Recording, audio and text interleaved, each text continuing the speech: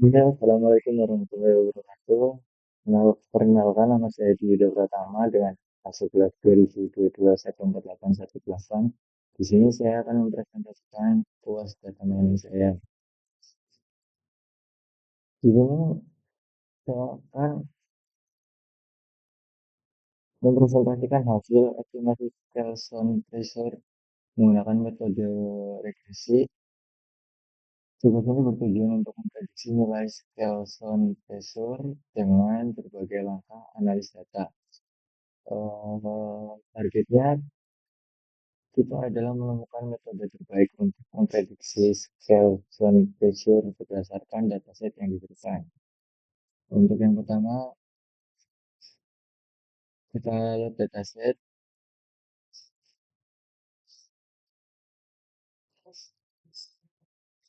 Langkah pertama yang saya lakukan adalah membuat dataset ke dalam Google Colect.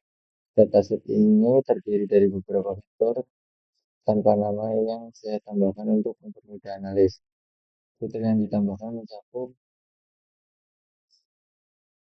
Stack Angel, Fortran, System Velocity, Section Side Displacement Thickness, Scale Zone Pressure. Langkah kedua, menangani data kosong.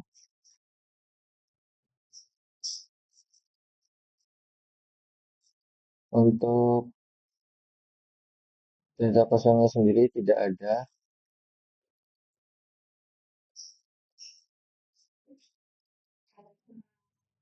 Saya meriksa apakah ada data kosong dalam dataset.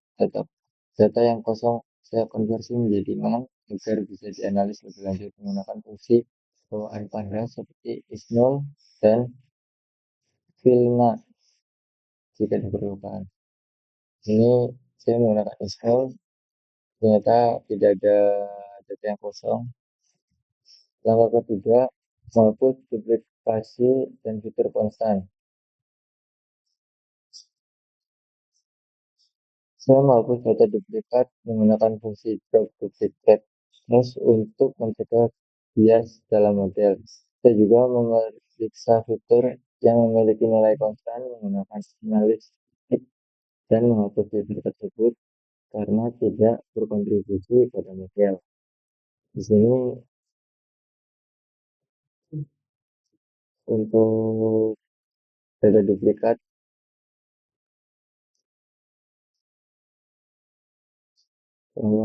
Selanjutnya itu visualisasi data. Semua fitur dataset saya visualisasikan menggunakan bar chart untuk memahami distribusi datanya. Visualisasi ini membantu saya mengenali pola atau outliner dalam dataset. Berikut untuk fitur distribution of text angel, bar chartnya, outline, bar chartnya seperti ini. Distribusi of system velocity untuk fitur section side displacement thickness ini untuk bar chart target kita distribusi of scales and pressure. Untuk selanjutnya konversi data kategorial. Fitur kategorial saya ubah menjadi ordinal menggunakan metode encoding. Misalnya label encoder dan stickit length sehingga data dapat digunakan dalam model regresi.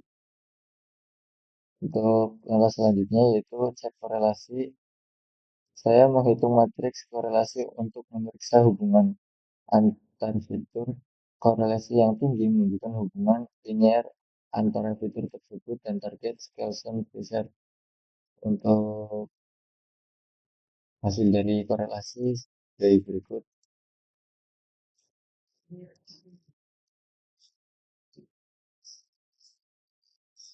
Di sini Skelson pressure dengan tag angle minus 0,15 dengan chord length minus 0,24, free stream velocity 0,13, dengan dari Scalzone Freezer dengan Adoption Side Displacement Thickness 0,31 dan untuk Scalzone Freezer 1.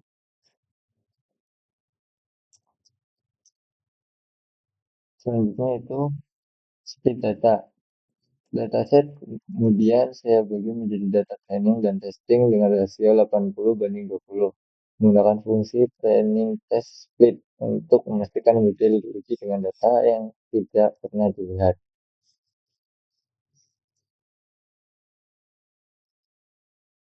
Dan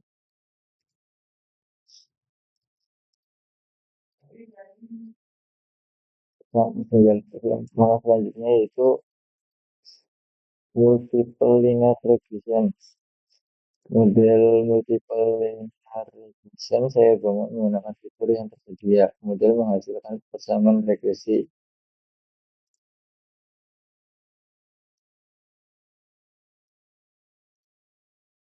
Dan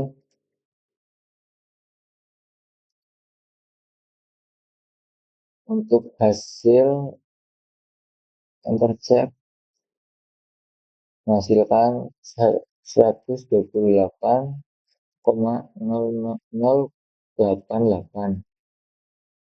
Untuk koefisien menghasilkan untuk koefisien pada masing-masing fitur pada attack angle menghasilkan 0,1496. Untuk chord length menghasilkan minus 26,17694. Untuk stream velocity menghasilkan 0,0639 dan untuk section set displacement thickness menghasilkan minus 153,3388.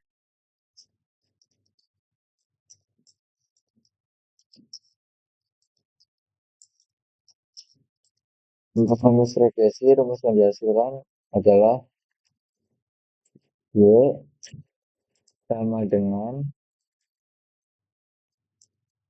128,088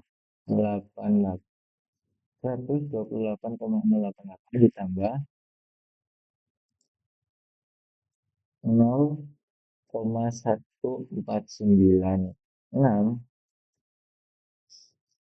dikali take angle ditambah minus 26,769 dikali chord length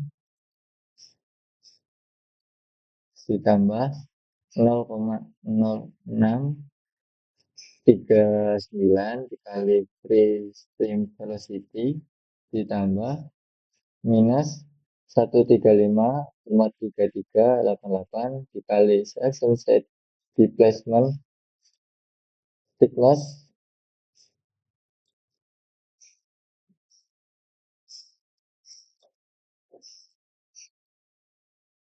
untuk kesimpulannya, rumus regresi memberikan pemahaman kuantitatif tentang berbagai setiap fitur mempengaruhi target. Dari koefisien fitur section set displacement thickness tampaknya memiliki dampak terbesar pada Scalzone Freezer diikuti oleh chord length karena memiliki koefisien dengan magnitudo besar.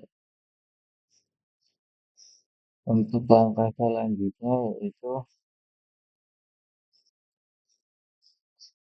evaluasi matriks multiple linear regression.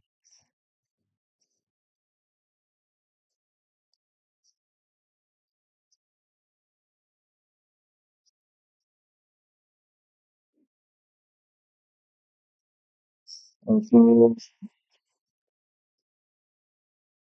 langkah ke-9, evaluasi matriks multiple linear regression. Saya mengevaluasi model multiple linear regression menggunakan matriks berikut.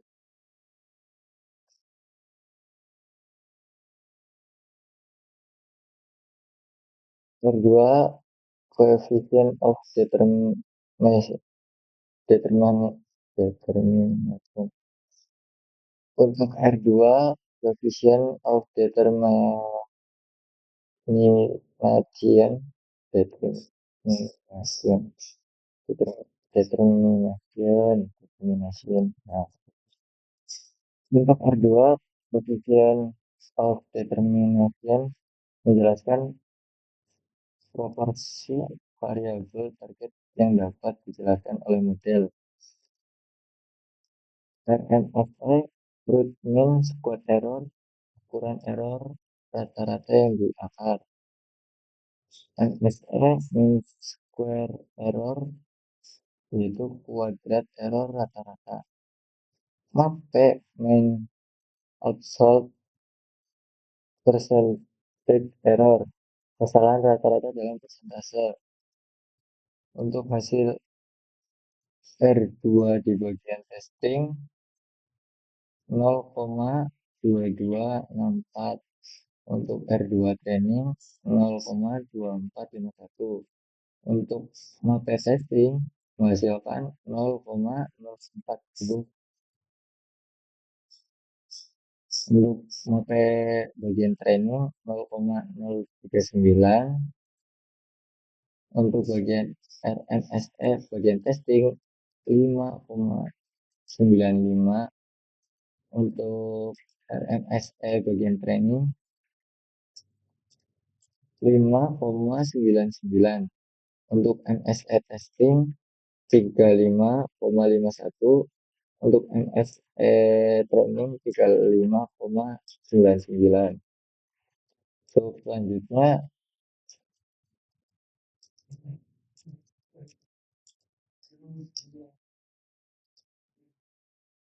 random forest tracer. Kemudian saya membangun model random forest regression dengan 100 estimator. Model ini adalah metode Ensemble yang memanfaatkan banyak pohon keputusan. Untuk hasil evaluasi model random forest regression sebagai berikut. MSE training menghasilkan 33,09, SE testing menghasilkan 37,3317, RMSE training menghasilkan 5,7526, MRSE testing 6,1099, MAPE training menghasilkan 0,0386, MAPE testing menghasilkan 0,04144, R2 bagian training menghasilkan 0,3060, R2 testing menghasilkan 0,1869. Untuk langkah selanjutnya itu perbandingan dan kesimpulan. Perbandingan evaluasi model R2 coefficient determination untuk multiple regression menghasilkan 0,825, untuk random forest menghasilkan 0,902. Untuk analis R2 pada random forest jauh lebih tinggi yaitu 0,92 dibandingkan dengan multiple linear regression yaitu 0,825. Ini menunjukkan bahwa random forest mampu menjelaskan 92% variabilitas data target, sedangkan multiple linear regression hanya mampu menjelaskan 82,5%. Dengan kata lain, random forest lebih baik dalam menangkap variasi dan pola dalam data. Untuk MSE pada multiple linear regression menghasilkan 10,73, untuk random forest itu menghasilkan 5,99. Analis untuk MSE pada random forest lebih kecil dibandingkan multiple linear regression, yaitu 5,99 dibanding dengan 10,73. Ini berarti bahwa kesalahan prediksi pada model random forest lebih kecil dibandingkan model multiple linear regression, yang menunjukkan model random forest lebih akurat dikarenakan random forest lebih mendekati satu pada tingkat MSE, di mana jika lebih dari satu, model tersebut sebagai semakin bagus dan optimal. Untuk MSE, untuk multiple linear regression menghasilkan 3,27, untuk random forest menghasilkan 2,45, untuk analis RMSE pada random forest lebih rendah 2,45 dibandingkan multiple linear regression menghasilkan 3,27. RMSE yang lebih rendah berarti prediksi model random forest lebih dekat dengan nilai aktual. Ini menunjukkan bahwa random forest memberikan prediksi yang lebih akurat dan lebih mendekati nilai RMSE 1, maka model semakin baik dan optimal. Untuk MAPE di bagian multiple linear regression menghasilkan 0,1283 atau 12,83%. Untuk random forest yaitu 0,766 atau 7,66%. Untuk analis MAPE pada random forest juga lebih kecil dibandingkan multiple linear regression, yang menunjukkan bahwa model random forest memiliki kesalahan prediksi yang lebih kecil dengan multiple linear regression, yaitu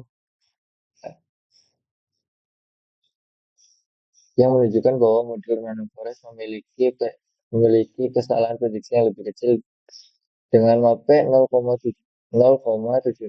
Prediksi random forest lebih akurat dibandingkan 0,1283%, maka pada multiple linear regression.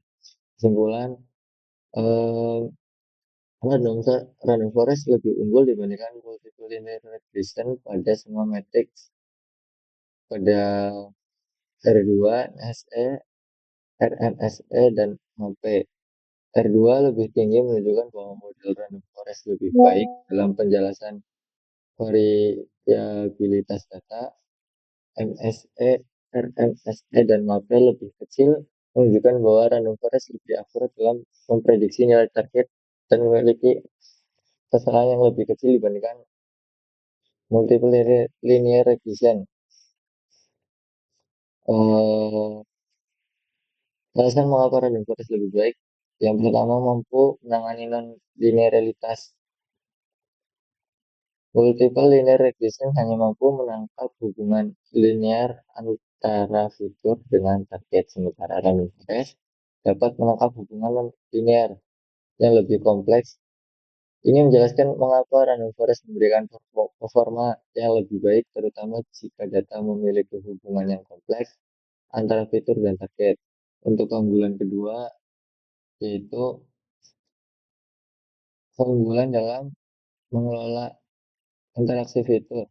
Random forest dapat menangkap interaksi antar fitur yang lebih baik, misalnya fitur yang berinteraksi satu sama lain dalam pengaruh terhadap target dapat ditangani lebih baik dengan random forest. Yang ketiga, overrating dan robustness. Random forest mengurangi overrating dengan menggunakan bugging atau bootstrap aggregation, di mana beberapa pohon keputusan dilatih pada subnet data yang berbeda. Hal ini membuat random forest lebih robust terhadap data yang tidak seimbang atau noise. Sekian dari presentasi saya. Saya akhiri. Assalamualaikum warahmatullahi wabarakatuh. Terima kasih.